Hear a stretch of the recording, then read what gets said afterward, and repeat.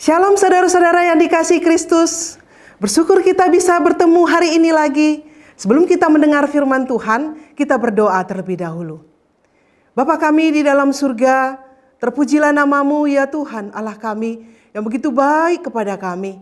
Engkau masih memberikan kesempatan kepada kami membaca, merenungkan firman-Mu. Kami rindu sekali Tuhan, Engkau menolong kami supaya kami mengerti ya Tuhan. Di dalam hati kami juga ada satu tekad melakukan firman-Mu. Karena orang yang demikianlah orang yang berbahagia, orang yang diberkati oleh Tuhan. Kami rindu menjadi orang-orang yang diberkati oleh Tuhan. Terima kasih ya Tuhan, kami persembahkan waktu ini kepadamu. Pimpinlah kami. Demi Yesus Kristus kami berdoa. Haleluya. Amin. Saudara-saudara, kita akan membaca firman Tuhan terlebih dahulu yang diambil dari pertama adalah Filipi 4 ayat 4. Bunyinya demikian. Bersukacitalah senantiasa dalam Tuhan. Sekali lagi kukatakan bersukacitalah. Kemudian satu lagi diambil dari 1 Tawarikh 16 ayat 10 sampai 12. Bermegahlah di dalam namanya yang kudus. Biarlah bersuka hati orang-orang yang mencari Tuhan. Carilah Tuhan dan kekuatannya. Carilah wajahnya selalu. Saudaraku yang dikasihi Tuhan, saya sangat rindu pada sore hari ini kita akan belajar satu tema sukacita dalam Tuhan. Semua orang mencari kebahagiaan atau sukacita, benar bukan? Mungkin saya berlebihan, tetapi saya yakin sebagian besar orang di dunia ini mencari kebahagiaan atau sukacita. Nah saudara, seorang bernama John Piper, ya dia adalah gembala gereja yang sangat diberkati Tuhan, juga dikenal menjadi seorang teolog. Awalnya menyangkal hal itu. Menyangkal apa? Awalnya dia menyangkal bahwa Alkitab tidak terlalu berisi sukacita. Tetapi ketika dia menyelidiki perjanjian lama dan perjanjian baru, John Piper mengakui bahwa sebenarnya Alkitab isinya adalah sukacita. Ketika Allah menjadikan manusia, Allah mau manusia bersukacita. Ketika Allah memanggil Abraham, Allah mau Abraham menjadi orang yang bersukacita, membawa sukacita. Karena dari kegelapan dipanggil menuju tempat yang terang. Maka itu adalah sukacita, saudaraku. Nah, jadi sebenarnya garis besar Alkitab isinya adalah sukacita. Paulus dalam suratnya kepada jemaat Filipi, tadi yang kita baca di awal, mengajak jemaat bersukacita dan Paulus mempraktekkan sukacita dalam hidupnya. Sekalipun dalam pelayanan Paulus banyak mengalami penderitaan dan penganiayaan, kita tahu saudara. Ketika dia menulis surat ke Filipi itu, dia sedang di dalam penjara. Artinya apa saudara? Suasana sebenarnya tidak bersukacita. Tetapi Paulus mengalami sukacita. Bahkan dia mendorong jemaat di Filipi dikatakan bersukacitalah. Sekali lagi kukatakan bersukacitalah. Saudaraku yang dikasihi oleh Tuhan, sukacita atau suka hati, girang hati atau kegirangan. Nah, di dalam Kamus Besar Bahasa Indonesia, definisi bahagia atau sukacita tidak terlalu dibedakan. Hampir sama dengan bahagia. Tetapi sukacita artinya adalah datang dari dalam, asalnya dari hati yang diberikan oleh Tuhan. Sedangkan bahagia umumnya tergantung dari luar. Di Alkitab kata bahagia lebih sedikit jumlahnya dari kata sukacita atau joy. Nah, happy biasanya karena keadaan gitu ya, dari luar. Misalnya ketika wisuda senang pasti. Mendapatkan pacar, anak-anak muda, pasti senang. Masa sedih? Menikah, wow luar biasa senang. Dapat kerja, apalagi menonton stand up komedi, senang, happy. Tetapi Tuhan mau kita bersukacita, tidak sekedar happy. Karena apa tadi? Kalau berbahagia adalah senang, itu dari luar. Dikondisikan dari luar. Kalau dari luar itu tidak buat senang, enggak ada bahagia. Kalau sukacita itu dari dalam, asalnya dari Tuhan. Contohnya tadi saya katakan adalah Paulus. Sekalipun dia menderita di penjara, bahkan saudara kita tahu di akhir hidupnya dia dipenggal, tetapi bersukacita.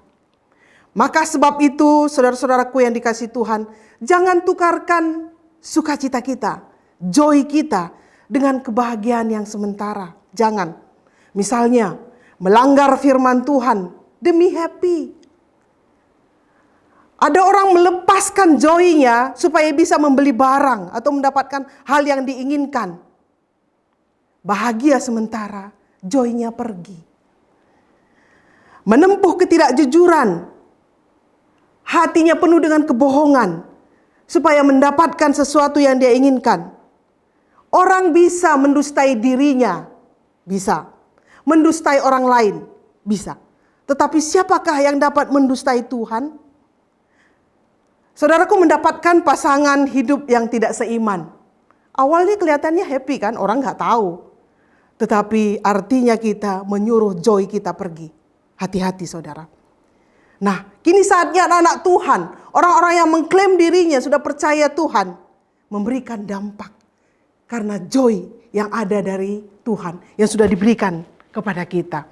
Jadi bagaimana? Mencari sukacita kemana? Ada 3 hal yang akan kita pelajari pada hari ini. Yang pertama, mencari sukacita hanya di dalam Tuhan. Karena sukacita hanya dapat diberikan oleh Tuhan. Tuhan yang adalah kurios itu dihubungkan dengan Yohanes 15 ayat 10 dikatakan demikian. Jikalau kamu menuruti firman-Ku, menuruti perintah-Ku, kamu akan tinggal dalam kasih-Ku, seperti Aku menuruti perintah Bapa-Ku dan tinggal di dalam kasih-Nya. Semuanya itu kukatakan kepadamu supaya sukacitaku, joy-Ku, kata Yesus, ada di dalam kamu dan sukacitamu menjadi penuh. Inilah sukacita sesungguhnya, yaitu sukacita yang bersumber pada hubungan yang dekat dengan Tuhan, yang memampukan seseorang melihat dan meyakini kasih Tuhan yang tidak berubah oleh apapun, oleh dunia ini sekalipun. Kebaikan Tuhan yang tidak berubah dalam kehidupan kita yang sudah menerima Tuhan, apapun keadaannya. Ini yang pertama saudara. Jadi sukacita yang datangnya daripada Tuhan. Sukacita ketika kita menuruti firman Tuhan. Sehingga sekalipun apa yang terjadi sekeliling kita, sukacita kita dari dalam, bukan dari luar. Yang kedua, sukacita itu harus diaktifkan, di-on-kan. Bersukacitalah senantiasa dalam Tuhan, kata Paulus dari dalam Filipi 4 ayat 4. Bersukacitalah adalah perintah, bukan rasa-rasa, perasaan saya. Saudara, banyak kami dari kaum wanita banyak tergantung dengan perasaan. Perasaan saya begini, perasaan saya tidak mood. Hari ini firman Tuhan memerintahkan kita, bersukacitalah, tidak main perasaan. Kata Tuhan AA, BB, ini adalah kata kerja aktif. Artinya kita harus diaktifkan. Sukacita itu harus kita aktifkan. Saudaraku yang dikasihi Tuhan, sukacita sejak kapan ada di hati kita? Joy itu sejak kapan ada di hati saudara? Secara prinsip dan kebenaran saudara, maka sejak kita menerima Yesus sebagai Tuhan dan Juru Selamat kita, sukacita itu ada di hati kita. Mengapa demikian? Kengerian kebinasaan akan dosa, dampaknya atau akibatnya sudah dilepaskan oleh Yesus dari hidup kita. Seharusnya kita dilemparkan ke neraka. Tekanan dosa itu menekan sedemikian rupa sehingga hidup ini begitu hampa sekalipun kita memiliki segala sesuatunya. Tetapi di dalam Yesus kita ditebus, di dalam Yesus kita diberikan sukacita. Di dalam Yesus kita dilepaskan dari ancaman neraka yang sangat mengerikan itu.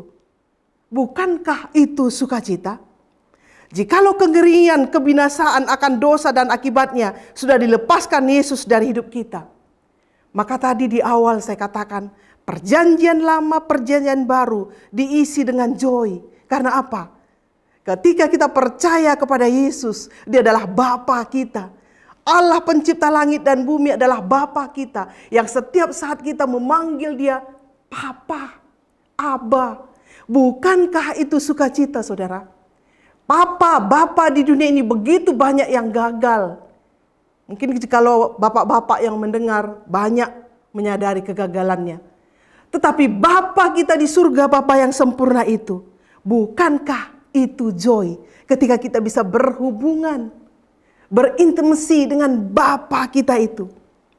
Nah, Yesus sendiri adalah berita sukacita itu. Bukankah Dia kesukaan besar? Momen-momen Natal, akhir November, masuk Desember, Januari. Momen-momen di mana kita mengingat akan bukti kasih Allah mengutus anaknya Yesus Kristus. Yohanes 3 ayat 16. Karena begitu besar kasih Allah akan dunia ini, sehingga Ia mengaruniakan anaknya yang tunggal. Supaya setiap orang yang percaya tidak binasa, melainkan beroleh hidup yang kekal. Saudara, bukankah itu sukacita? Kita sudah dijamin, diberikan hidup yang kekal di dalam Yesus Kristus ketika kita percaya. Maka orang yang dianggap kecil pada masa itu, dianggap sampah di masyarakat pada waktu itu, bersukacita. Para gembala, pemungut cukai, wanita berdosa, orang-orang dari kalangan bawah dianggap rendah pada waktu itu. Lihat. Tidak ada yang menghalangi sukacita mereka. Karena apa? Yesus sudah menjadi milik mereka. Kehidupan kekal sudah dijamin oleh Yesus. Saudara, apa yang membuat Anda sukacita? Apakah masih Yesus yang datang dari surga itu, yang diutus oleh Bapa itu, masih sumber sukacita saudara? Atau sudah yang lain? Saudara, mari kembali. Inilah sukacita sejati kita. Yesus Kristus. Ini yang kedua. Yang ketiga, saudara, sukacita yang akan sempurna kelak.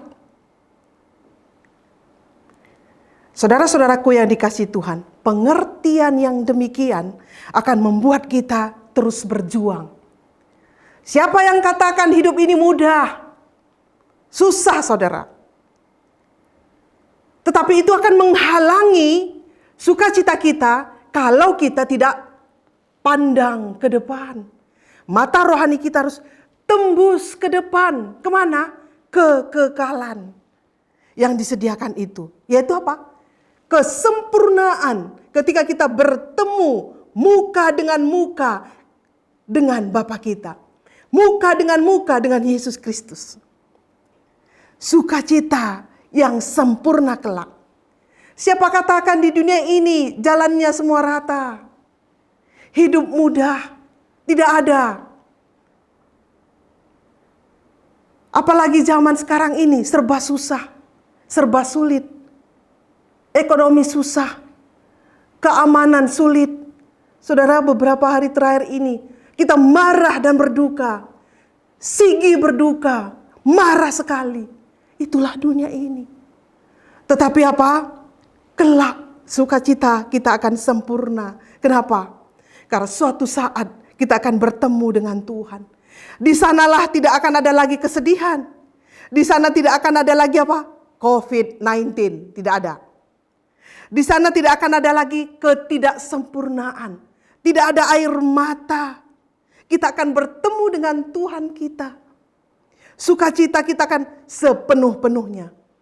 Sekalipun Paulus tadi katakan, bersukacitalah senantiasa. Sekali lagi kukatakan bersukacita. Bukan maksudnya kita jadinya munafik, bohong-bohongan. Oh, semuanya sudah lancar, semuanya sudah aman, semuanya sudah sempurna. Tidak. Karena itu di dunia ini. Tetapi kelak, saudaraku yang dikasihi Tuhan, ketidaklengkapan ini, ketidaksempurnaan ini akan diganti. Bumi dan segala isinya akan lenyap. Tidak ada bekasnya. Tetapi bumi dan langit yang baru. Di sanalah apa? kesempurnaan itu. Dan kita akan bertemu dengan Bapa kita. Jikalau hanya di dunia ini pengharapan kita, jikalau apa yang kita kerjakan hanya sebatas untuk dunia ini, betapa malangnya kita, kata Paulus di dalam 1 Korintus 15. Tetapi ketika kita menghadapi kehidupan ini, kita terus on-kan sukacita kita. Bukan karena semua begitu lancar dan sempurna, tetapi karena kita melihat di balik sana ada satu reward yang disediakan oleh Bapa kita kepada orang-orang yang berjuang dalam kehidupan ini. Orang-orang yang terus mengonkan sukacitanya karena mengingat Tuhan. Di sanalah saudaraku yang dikatakan kesempurnaan itu. Kita akan berjumpa dengan Tuhan kita. Nah, oleh sebab itu saudaraku, ya, melalui bagian ini saya mendorong. Tetaplah bersukacita, bukan karena semua sempurna. Karena sukacita kita di dalam Tuhan, bukan yang lain.